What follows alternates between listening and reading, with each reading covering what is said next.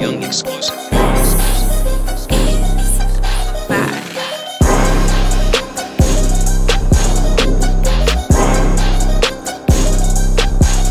What's good, YouTube? Your boy Joe Grizz, the Team Avalanche Yam Squad here with my boy and teammate Shadow, and he's gonna deck profile today his Harpy deck post January 1st, 2014 format. What's good, YouTube? Alright, so Get into it real quick. yes. Alright, monsters. Monsters. 3, Harpy Lady 1, because out of all the must-be Harpy Ladies, you know, with the whole rule of 3, she's the best one. Boosts everybody up by 300, and she opens up a lot of OTK potentials. 3, Harpy Dancer, my favorite Harpy, because the bounce up effect is definitely just broken with other cards in the deck, and it gets under the bottomless. Yeah. Yes, when the field is on the field, so you know it gets to potentially pop 2 cards, and this always helps me clear up the field, especially in this format, because you know it's a back row heavy format. No heavy, rest in peace. Or the Chandler play. Or the Chandler play. Yeah. Okay. Let's go. Okay. 3, Harpy Queens.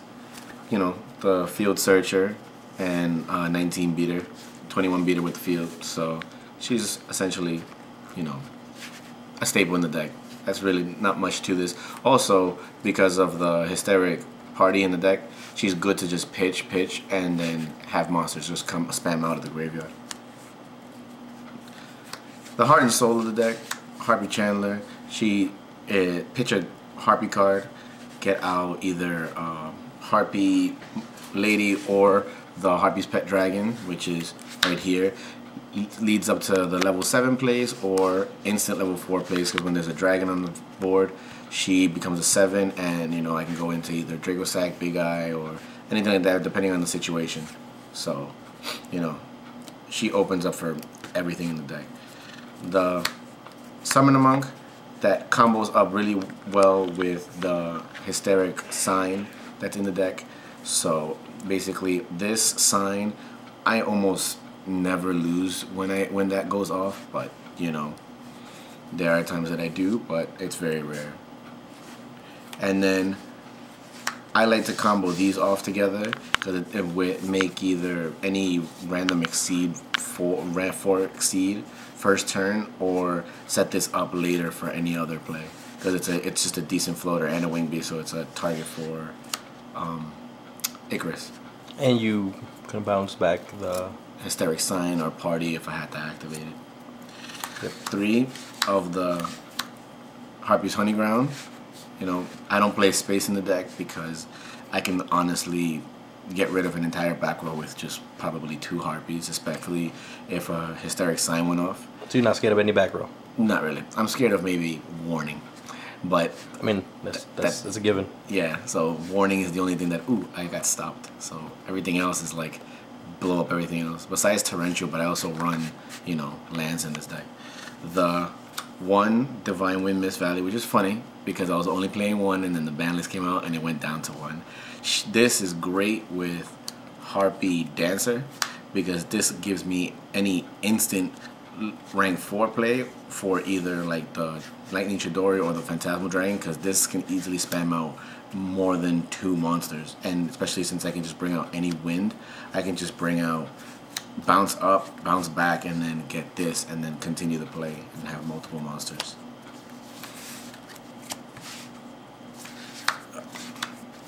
The card that everybody's still complaining about that should have been hit by the ban list because it's way too broken, Hysteric Sign.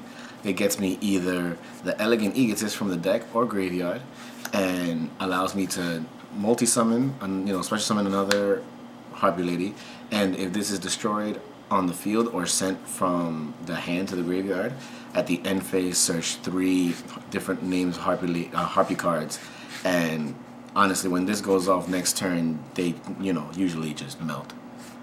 You know. Big 3, little 3. Huh? Big 3, little 3. Yep. Terraforming, in the case of that I need the either field, which I mostly usually for the Divine Wind. So, you know, and it's thins out the deck, so works out pretty well.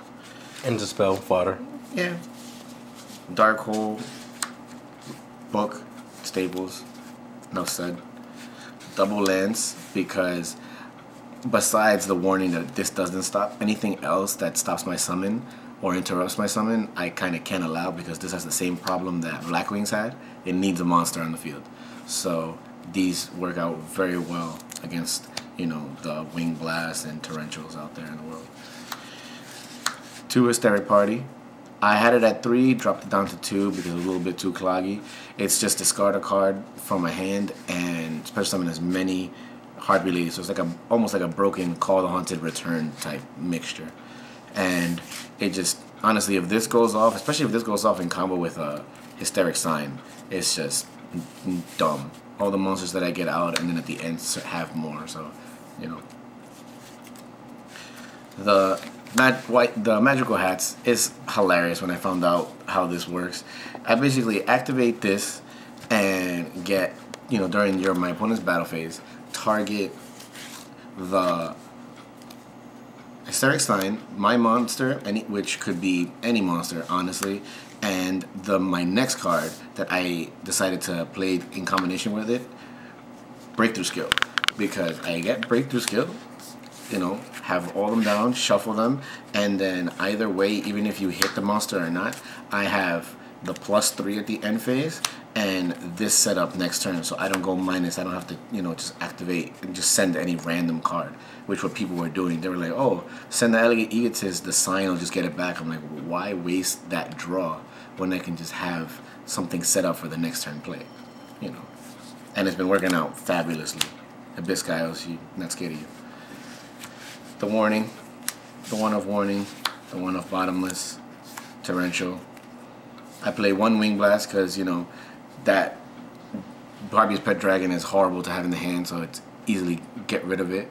And also getting rid of the Hysteric Signs, his sign goes off. Or if I have like the Breakthrough Skill, or any other monsters, because I can just get them back. So it's just, I never really go minus activating this card.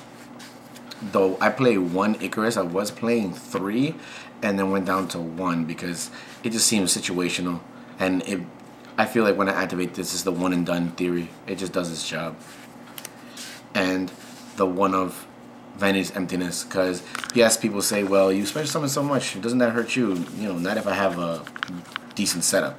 I set up my board, and then to get over my board, you gotta start special summoning your monsters, and if you can't, you know, what you gonna do?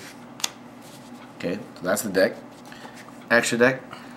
The best extra deck monster that I've played in a long time, besides Wyndham Zed Mighty, rest in peace, is Lightning Chidori.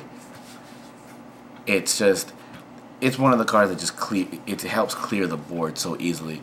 You know, spam out monsters with having the field out, pop a bunch of cards, make this, and when this is Exceed Summon, put a card from the bottom to put a set card to the bottom of the deck, and then activate, spin a card, face-up card to the top of the deck. This is great for giving my opponent like dead draws and then just like ruining whatever field presence they had. So any big monster you have, Draco Sac, or you know, any kind of Ophion or whatever, just buy. 2 Ice Beast Zero Fine. This card honestly is just broken. It basically is an off switch for my opponent's board, and then after it just basically skill drains everything, like any face-up card on my opponent's side of the field, and then after every face-up card on the board, I gain 300 times that many cards. So it's, you know, becomes a huge beater, and it lasts until the end of my next standby phase. So it's a great game 2 card against side deck cards, and just a great card, period.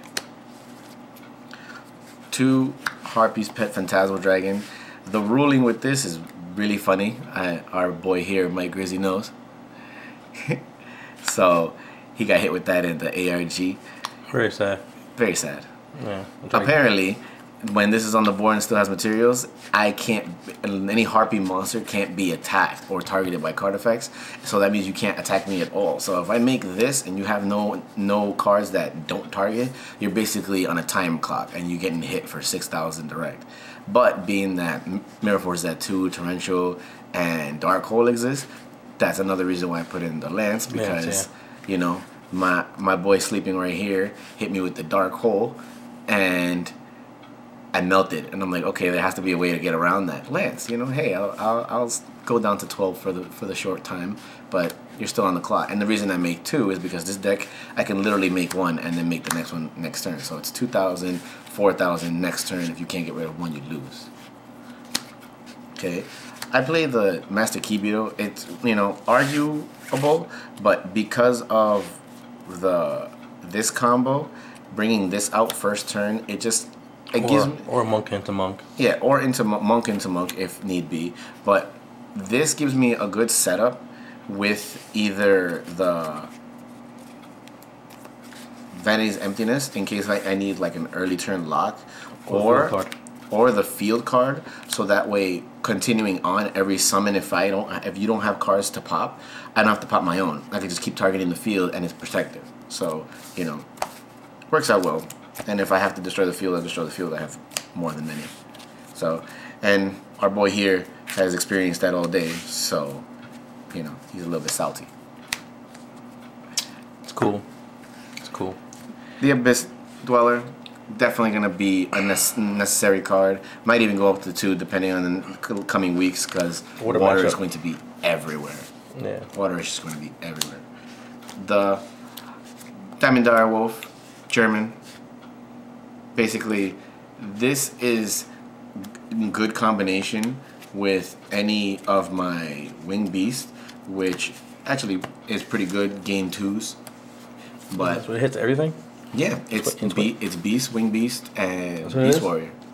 So that's pretty good. I didn't know that. Yeah, so you could pop anything to pop anything. Yeah, pop this, pop anything in, and then just it essentially, instead of, you know, those emergency plays where it target himself and pop something, I'll just use my monsters as fodder for 2 turns. It's broken.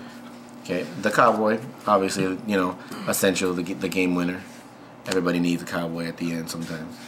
Maestro, generic. It plays its role, you know, whenever Chidori doesn't have to come out and play, I just make this. Or sometimes these are the great combination. You know, I actually did this play against Joe Grizzly the first time. Make this, get 4 monsters out, put your 1 monster face down. He had 2 monsters, summon this, they both go. Oh yeah, I remember that. That was the other day. That was tight. Yep. That was tight. Didn't know the combos. Yep. And then the rank 7s. Don't really have to say much about them. And my cute little fluffy tokens. But, you know, having the ability to make rank 7s is very essential in this game right now, because this takes your monster. I can pierce and just this dumb card. This is 6 or 7? You can overlay into it or no? No, I can 7. Oh, it's 7 stuff? Yeah, just make a 7. You know, and dragon and Chandler, and then it pierces. Okay. So piercing is always good, especially against tokens. And that's the deck, everybody. That's pretty much. And yeah, that's pretty much it. It's a Harpy deck. Your boy Shadow, Prince Shadow. Yam Squad. Yam Squad. Team Avalanche. You know what it is. Team Avalanche. And that was, yeah, so that was my boy Shadow with his Harpy deck for post January 1st, 2014 ban list. Yep. I'm happy you showed this to me and the rest of the people on YouTube, because they're really going to want to see this. Alright, enjoy everybody. And this is your boy Joe Grizz, Team Avalanche, the Yam Squad, signing out, saying peace you too. Thanks for tuning in. Oh, also, before I go, check down below in the description and please like our Yu-Gi-Oh! Facebook fan page, as well as join our Yu-Gi-Oh! Facebook group, where you can get updates on everything we're doing, contests, tournaments, etc., etc. And with that being said, I'm out. Peace.